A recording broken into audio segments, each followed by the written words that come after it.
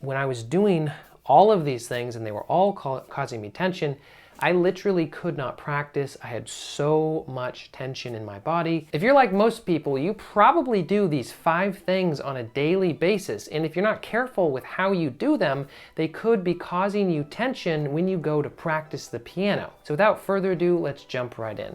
So in this video, I'm going to talk about 5 everyday things that we all do that can cause massive amounts of tension, even though it's not actually at the piano. A number of years ago, I made the discovery that my everyday life away from the piano was actually causing me a huge amount of tension at the piano. Make sure and watch all the way to the end, because at the end of the video, the last point we're going to talk about will probably surprise you, because for me, this was the thing that caused the most amount of tension. Okay, so the first thing on this list is computer use. Now, this is something that we're probably all familiar with.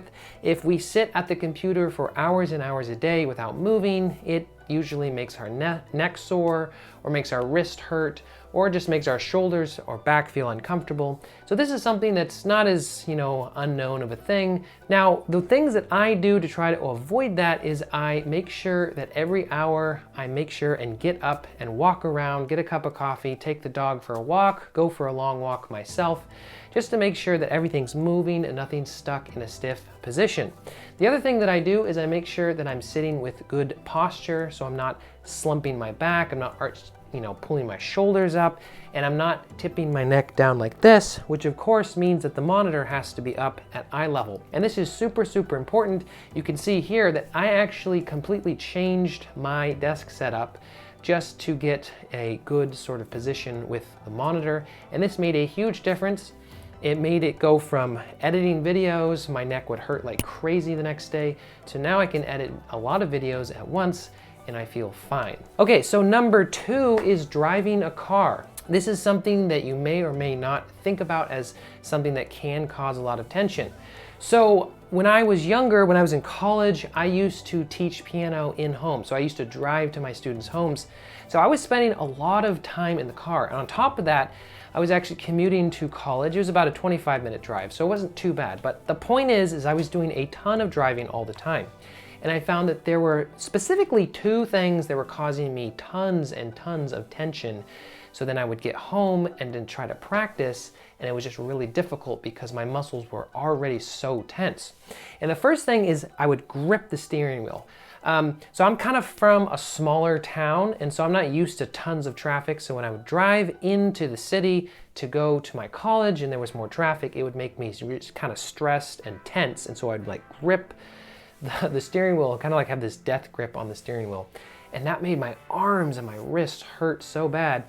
And this actually took me a really long time to figure out why that was even happening. And the second thing is that I would kind of slouch in the seat, because it kind of felt comfortable, it kind of felt relaxed, but actually it was causing me a lot of lower back pain. And actually there was a third thing that's kind of related to this, but I would kind of jut my head forwards like so. I'm not really sure why I did that, but once I realized I was doing it, I had to then fix that, and my neck thanked me later. Okay, so the third thing is a little bit more general, and that is any activity that promotes awkward or unnatural posture. And I have a very great example for you. As some of you may or may not know, I'm married, have a couple kids, and I love cooking for my family. It's one of my favorite things to do in the evening after I'm done with work. And so a lot of times I'll be cooking, and depending on where I am, sometimes I'll cook at my mom's house or whatever. If the countertop is a little bit too high, I'll sort of arch my shoulders to get my arms at a higher level to sort of, prep, chop vegetables, whatever it is. And this is another thing that actually my wife has discovered that she does a lot. She's a little bit shorter, so our countertops are kind of tall for her. And this is something that, again, took me a really long time to even realize that I was doing, but it made my shoulders just really, really tense. And there's a lot of other activities that I would do that I would kind of tense my shoulders when I got anxious about something. So you have to be really mindful, even when you're away from the piano, in kind of activities like this. Okay, so number 4 is standing posture. And what I wanted to do is I wanted to take a look at some of the different ways of standing that people typically do, it means that instead of your skeleton, your bones essentially supporting and delivering that weight into the ground, then all your muscles in whether it's the upper back or the lower back or the hips or whatever, now they have to work extra hard to hold things up. And so this causes a lot of tension. So when we go to the piano, those parts of our body, again, are already tense and tight and unhappy. Another thing, of course, is that people try to correct their posture by doing military posture, whatever you want to call it. And that's basically where you pull the shoulders way back and arch the chest. And that is actually just as tense and it's just as bad for you.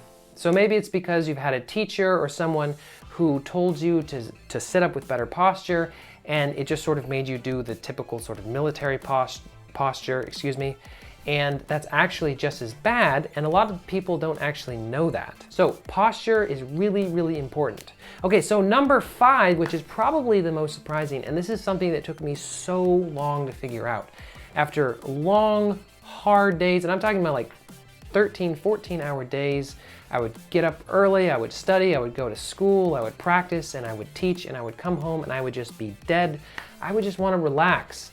But actually, how you relax can make a huge difference to how you'll feel the next day when you go to the piano to practice. So a lot of times when people watch TV, they'll like lay in bed and have their head tipped way forwards and be in that position for a really long period of time. And this can be really, really hard on your neck because it forces all those muscles to lengthen and sort of pull your head forwards, and then they get really locked in that position, and that can be really, really hard. And so sometimes if I'm just feeling like I just don't care and I'm gonna lay in bed and watch TV, I'll make sure and stretch my neck the other way to make sure that those muscles don't get abused too much. And really, you just should kind of avoid doing that too much. Another thing, which is really the same problem, but people look at their smartphone like this, so they have their head tipped all the way forwards and they look down at their smartphone. And that literally is horrible for your neck, and it teaches you really, really bad habits. So for instance, I got into a bad habit of sitting at the keyboard and doing this all the time, which even when I do that now, I can feel those muscles in my upper back and my neck pulled sort of tight, and it feels really, really uncomfortable. And so you can see from these 5 different things, and I have personal experience with all of these, that these can be really, really hard on your posture. And even though they're not at the piano, they actually can cause huge problems at the piano. When I was doing all of these things and they were all causing me tension, I literally could not practice. I had so much tension in my body. But when I finally discovered that these things were causing me all of that tension and I corrected them, I feel great. When I sit at the piano, I don't have that tension. So if you notice that you have tension even when you don't practice, it could mean that you're doing one or maybe even all of these things like I used to. So I hope that this was interesting and informative. If you have any questions, make sure and put them in the comments down below. Thank you guys so much for watching, and I'll see you next time.